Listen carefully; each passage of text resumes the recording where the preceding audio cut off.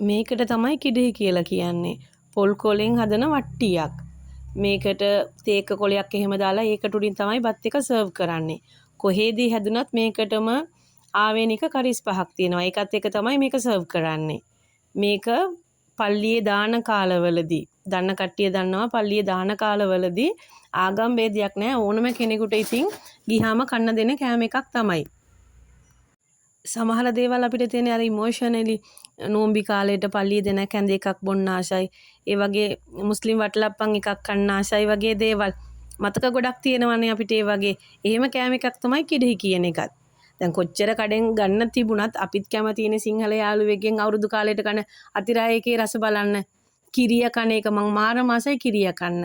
ඒත් ඒක හම්බ වෙන්නේ අපිට අර කිරි දාන එකදී. අන්න එහෙම දේවල් එකක් තමයි මේකත්.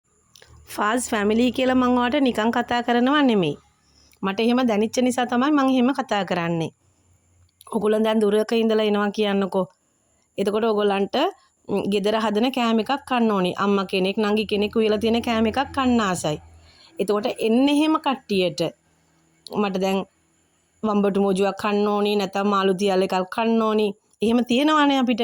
ඉතින් ඔයගොල්ලෝ කලුතර, බෙන්තර, කන්දිවේ හැරේ පන්සලට එහෙම එනවා නම් ඔයාලට ඕනි නම් මේ දේවල් හදලා තියන්න කියන්න කෝල් එකක් අරන් කියන්න නංගි මේක හදලා තියන්න අපි අද එනවා.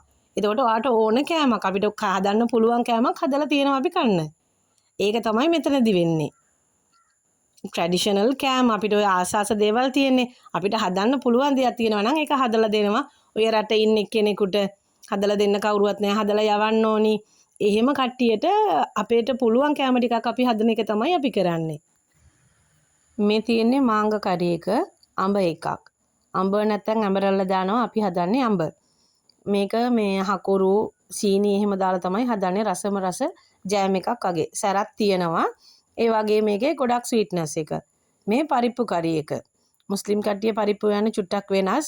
අර ගොඩාක් කැඳ වගේ ඇවිල්ලා ඒක රසයි එහෙම. කෑලි හිටෙන්නේ නෙමෙයි ගොඩාක් ඒක මේ ගොඩාක්ම මේ කලවම් කරලා හදලා තියෙන්නේ. ඒක තමයි පරිප්පු. මේ තියෙන්නේ කලිය කරි. වම්බටු අලු කෙසෙල් බැදලා තමයි මේක හදන්නේ. කිරට හදන්නේ. නිකනුත් මේවා කන්න පුළුවන්. හරි රසයි මේක. මේ තියෙන්නේ වාලපූ අවියල්. ඒ කියන්නේ වතුමුව. වතුමුව බැදුමක් වගේ එකක්.